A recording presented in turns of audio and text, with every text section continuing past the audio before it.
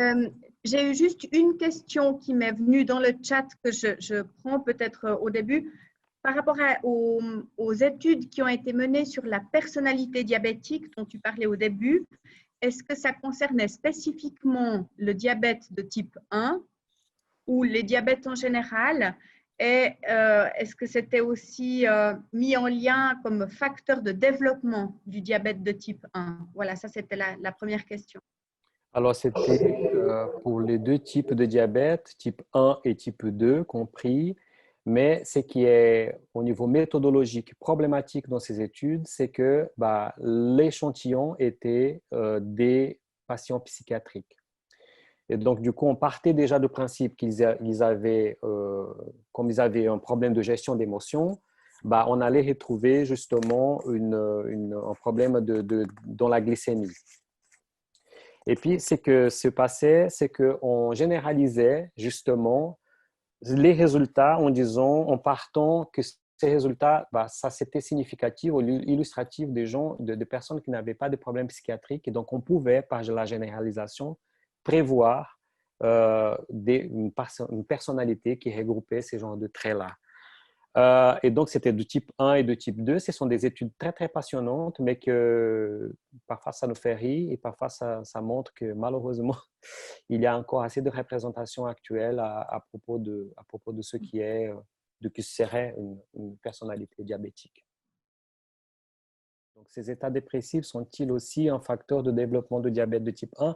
Alors, on sait justement, ces études, comme ils avaient un problème méthodologique, aujourd'hui, on ne considère pas que quelqu'un aurait la tendance émotionnelle ou un trait de personnalité à développer le diabète. Ce qu'on considère par contre, c'est qu'il y a des traits de personnalité qui nous empêchent de prendre il y a une sorte d'évitement au niveau de certains traits d'autogestion qui seraient en lien avec les traits de personnalité. Donc, c'est le contraire, on raisonne plutôt au contraire. Sinon, je trouvais aussi intéressant la remarque dans l'analyse de tes données où un patient suggérait au fond que les autres patients puissent être des ressources. Je pensais entre autres au groupe échange et aux ateliers que nous proposons, mais aussi aux cours et vivos qui sont toutes ces occasions d'échanger entre patients. Il y a aussi tout le travail mené par les équipes de diabétopédiatrie, en particulier à l'Est, avec des ateliers qui regroupent les patients et leurs familles. Est-ce que pour toi, c'est des pistes justement d'espace qui viennent compléter la prise en charge? Totalement, parce qu'en fait, quand on parle de il faut donner l'espace aux émotions, etc. C'est qu'on est en train de faire, on peut tomber vite dans le piège qui est le soignant, il doit assurer la prise en charge, il doit être un coach, il doit être un psychologue, il doit être... Non, non. Je pense qu'il doit favoriser les émotions dans le sens où il doit absolument thématiser, dire qu'il est à l'écoute, mais il n'est pas tout ça. Donc, on ne va pas ajouter du travail en plus. Une des solutions, c'est justement la présence, l'émergence d'un patient expert qui peut tout à fait aussi faire accueillir ses émotions, la présence d'un psychologue en équipe aussi. C'est pour ça que les psychologues existent. Et puis, il y a un tas de solutions qu'on peut faire, mais ce qu'on peut faire continuer, je pense, c'est de faire abstraction de ces dimensions-là. Ces dimensions émotionnelles, elles existent, elles sont là, et puis ça favorise ou entrave. Et c'est contre-productif de faire semblant que ça n'existe pas. Moi, je veux volontiers poser une question. Oui. Vous m'entendez, Marcelo? Merci pour ta présentation. C'est très intéressant. Donc, moi, en tant qu'infirmière, ça me fait effectivement réfléchir. Là, dans l'exemple que tu as donné, c'était assez clair l'émotion que le patient avait. Il l'a dit lui-même, le stress. Donc là, il a tendu une perche, mais c'est vrai qu'en consultation, c'est pas toujours aussi évident de réaliser qu'il y a des émotions euh, euh, des émotions négatives qui sont présentes. Et je me demande si parce que je rencontre souvent des gens qui dévient aussi, mais pas toujours sur des émotions négatives. Ils n'expriment pas un mal-être, un malaise, mais par contre, ils dévient sur la vie quotidienne, mais pas toujours de manière négative. Ils racontent beaucoup complètement en dehors du diabète et tout ça. Et bien sûr que ça, on doit aussi écouter, hein, parce que la personne est dans sa globalité. Mais en écoutant ta présentation, je me demandais si c'était aussi peut-être une manière de... Il y a peut-être une émotion derrière, et puis c'est un moyen d'adaptation, de protection. On part en racontant des histoires de la vie quotidienne, des loisirs, enfin des actualités ou des choses comme ça. Ah, merci de cette question, Antoinette, qui est extrêmement intéressante. Et ça me permet de parler que c'est que pour nous, les psychologues, c'est vraiment une notion qui nous est chère, surtout les psychologues cliniciens d'une certaine orientation psychodynamique, qui est les mécanismes de défense. Et donc, tout être humain, face à une angoisse, il va se défendre. Et puis, il y a un répertoire de défense qu'il a appris avec le temps, qu'il a acquis avec le temps et qui sont invisibles, sont inconscients. Il y a certains traits de personnalité qui, face à des choses assez lourdes comme ça, ils ont une défense qui est de détournement dans le contraire. Et donc, tout va bien, la vie est magnifique, on fait avec. Et qu'en fait, la différence de ça, de ce en tant que mécanisme de défense pour une réaction tout à fait adéquate, une réponse tout à fait adéquate, c'est de voir quelle est une des pistes, c'est de voir quand et comment ça émerge. Parfois, quand c'est de nulle part, suite à quelque chose de très lourd et puis que suite ça devient très, très joyeux, ça, le soignant pourrait se faire une idée qu'il s'agit effectivement de quelque chose de très, très défensif parce que le glissement, le changement d'émotion, ça a été très drastique dans le discours. Les émotions négatives provoquent-elles forcément des hypoglycémies ou peuvent-elles aussi provoquer des hyperglycémies? Non. Provoquent-elles forcément des hyperglycémies ou peuvent-elles aussi provoquer des hypos? Alors, j'ai interviewé une patiente dans mon terrain de thèse qui était passionnant, comme elle me montrait toute cette palette d'émotions et comment elle gérait ses émotions. Elle m'a dit une fois que, c'est qu'on sait, pour répondre, hein, c'est qu'on sait c'est que le stress, c'est hyperglycémiant, parce que le stress, c'est justement, on est face à quelque chose qui est menaçant, donc on a besoin beaucoup plus d'énergie et puis ça fait remonter le taux de sucre dans le sang. Ça, on sait depuis les années 20. C'est justement la recherche de Canon qui nous a montré ça et qui a donné ensuite lieu à toutes sortes de recherches qui montrent bien le rôle du stress en tant qu'hyperglycémiant. Mais pour ce qui est de l'hypo, vous savez que l'hypo, c'est une réaction, un effet secondaire, un effet de la prise en charge de l'apport extérieur de l'insuline. Donc, on pourrait dire que non, qu'il n'y a pas des émotions qui ont quelque chose de hypo. Mais moi, je dirais, et ça, c'est l'exemple de la patiente que j'ai interviewée, qu'elle me disait qu'elle allait à la consultation chez son médecin et qu'au fil de certaines interactions, elle avait l'impression que ses médecins n'étaient pas à l'écoute.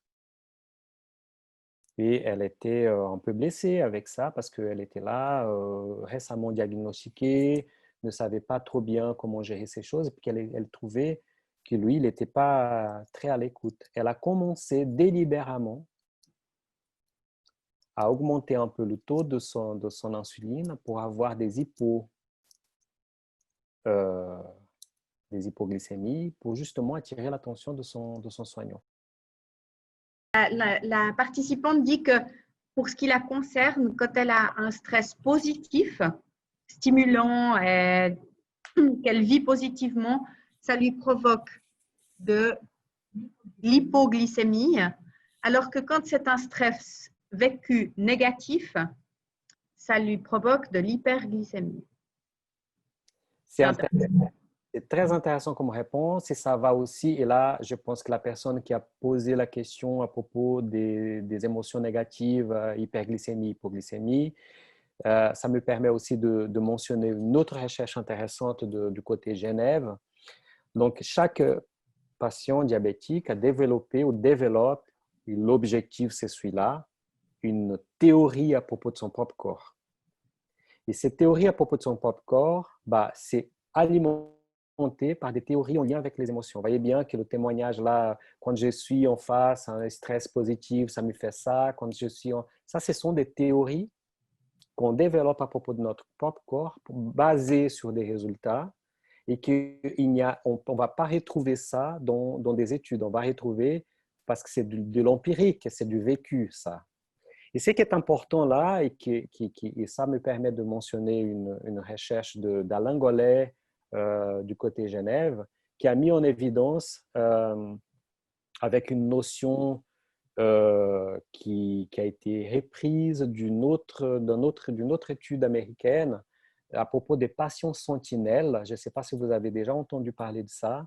Le patient sentinelle, c'est celui qui, il semblerait, il a un tel rapport, une telle relation intime, étroite avec son vécu corporel, qu'il est capable de se dire qu'il est en hypo, ça c'est facile, mais en hyper. Ça, c'est beaucoup plus difficile. Ça exige vraiment une finesse d'interprétation. Et puis, il y a certains patients qu'on appelle justement patients sentinelles qui arrivent même à dire le chiffre exact de l'hyperglycémie ou la proximité de ça. Alors, vous voyez bien qu'il y a des individus qui arrivent à voir ces genres de relations avec le corps, avec la théorie de son propre corps.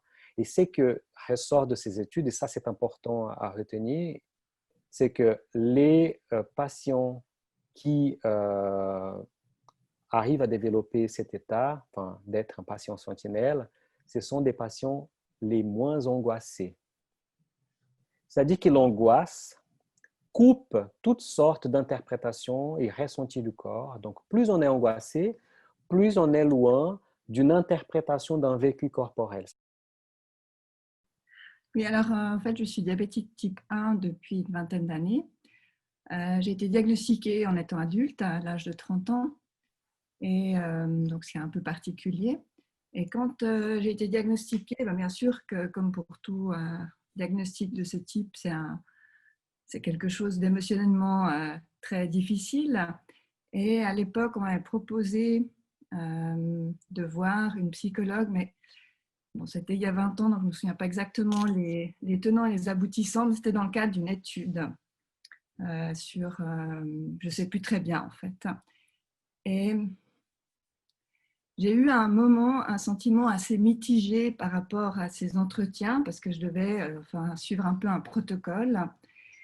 Et j'ai eu le sentiment à un moment que on faisait faire ce protocole parce qu'on avait peur que je décompense complètement, que je sois instable psychologiquement. Et je ne me suis pas sentie libre de dire que c'était la merde d'être diabétique, c'était horrible de devenir du jour au lendemain diabétique.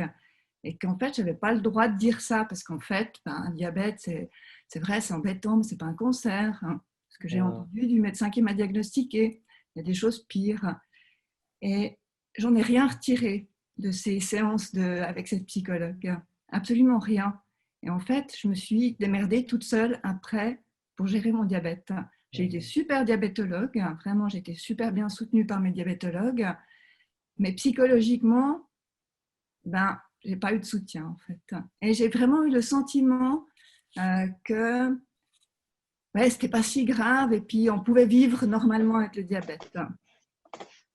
C'est très intéressant ce que vous dites et merci beaucoup. Une fois, j'étais en train d'animer un atelier avec mes collègues en diabéto et puis un patient m'a dit comme ça à la fin de l'atelier, il a dit, en train de me serrer la main, il m'a dit, j'aime pas les psychologues.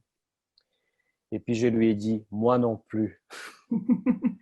Mais en fait, je pense que votre témoignage, il montre deux choses. Déjà, je pense que les psychologues, j'ai parlé tout à l'heure des soignants qui ont la tendance de laisser de côté les émotions parce qu'ils n'ont pas été formés pour ça. Puis il y a du côté des psychologues, un manque, une lacune énorme à propos de ce qui est la chronicité. On n'a pas dans nos études qu'est-ce que ça veut dire le diabète, qu'est-ce que ça veut dire le cancer, qu'est-ce que ça veut dire ça. Il n'y a pas dans le cursus universitaire en psychologie, il n'y a pas une sensibilisation vis-à-vis de la chronicité. Ça change un peu maintenant avec l'émergence de certaines formations de la psychologie de la santé, notamment à Lausanne, mais disons, les principales maladies chroniques, on n'a pas ça dans le cursus. Et ce que vous dites là, c'est énorme parce que, alors, de ce que j'ai compris de votre témoignage, c'était dans le cadre d'une étude que vous étiez en train de participer et ça me soulage, ce n'était pas dans un setting thérapeutique où vous étiez justement la patiente de cette personne, de cette collègue. Et ça montre bien les lacunes face en tout cas, une génération de psychologues qui a dû se sensibiliser sur le tas à propos des enjeux sociétaux. Et je pense que la chronicité, c'est un manque dans la formation des psychologues. En fait, c'était comme si je craquais, que je pleurais sur le moment pour juste sortir un trop-plein, eh bien, ça me mettait dans la case instable psychologiquement. Alors que je pense que je ne le suis pas du tout. Vous avez le droit de pleurer de ça. C'est comme si je n'avais pas ce droit-là, en fait. Et que ça allait me mettre dans une catégorie. Déjà, j'avais la catégorie malade à vie qui venait de m'être posée sur le front. Je n'avais pas envie d'une deuxième, en fait. Et c'est ça que j'ai trouvé, en fait, une fois en sortant de ces consultations, je me suis dit, mais je vais plus parler de mes états d'âme, tout va bien. Et c'est ce que j'ai fait pendant longtemps. Je n'ai pratiquement jamais parlé de mon diabète à qui que ce soit, ni ras-le-bol.